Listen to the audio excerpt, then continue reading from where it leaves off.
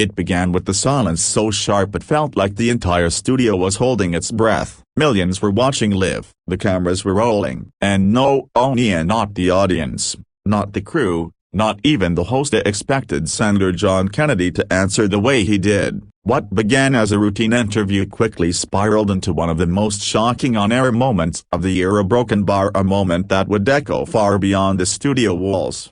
The show, known for its sharp-tongued commentary and progressive hot takes, invited Kennedy for what was supposed to be a civil conversation. The host, famous for her unapologetically confrontational style, opened the segment with a smirk, ready to make headlines. But what she didn't expect was that Kennedy, with his slow Louisiana drawl and deceptively gentle demeanor, would flip the entire room in a matter of minutes. From the first question, tension crackled. The host dove straight into accusations, framing Kennedy as out of touch, old-fashioned, and unable to understand modern America. Her tone was dismissive, her posture triumphant. She was convinced she had the upper hand. But Kennedy simply folded his hands, waited a broken bar, and then delivered a single sentence that instantly shifted the air in the studio. "Ma'am, trying to shame people into silence isn't progressive, it's bullying." Wrapped in fancy words, the audience gasped. The host blinked, caught off guard. What followed was a powerful moment that surprised everyone, including those who thought they knew exactly how Kennedy would respond. As the debate heated up, each of the host's attempts to corner him unraveled. She interrupted, he stayed calm. She raised her voice, he lowered his. She tried to paint him as insensitive, he countered with personal stories of the people he'd met, families struggling, young adults searching for direction, communities divided by labels instead of lifted by understanding.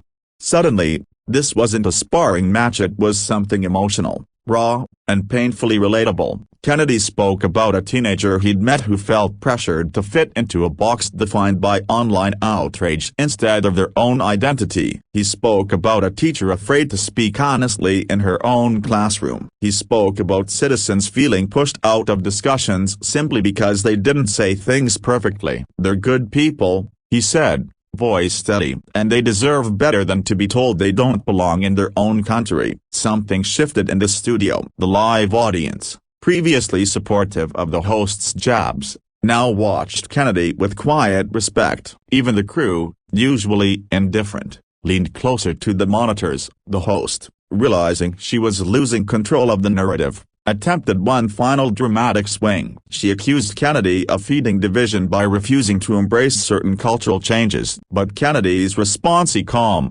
piercing, unexpectedly compassionate, stopped her in her tracks. "I'm not destroying anyone," he said softly. "I'm asking that we stop destroying each other." The room fell silent. Those words struck deeper than any punchline, deeper than any political talking point. They cut through the noise, the labels, the defensiveness. They touched something human. And suddenly, the host of the fierce, unshakable host had no comeback. She stared at him, searching for a rebuttal. But the moment had passed. Kennedy had not only won the argument, he had transformed it. Instead of humiliation, he had offered reflection. Instead of anger, empathy, and instead of chaos, he had delivered clarity. What happened next went viral in hours. Clips spread across social media with captions like "Kennedy ends the debate with grace," and the host didn't expect that level of honesty. A wave of viewers across the political spectrum praised his ability to stay grounded in the storm. For many, it wasn't Kennedy destroying the host that resonated, it was how he did it. Not with insults, not with shouting, but with truth, patience, and a reminder that real conversation doesn't require cruelty. In the end, this live moment became more than a viral clip. It became a symbol, a reminder that standing firm doesn't require a broken bar, and that unity begins when people stop talking at each other and start listening to each other.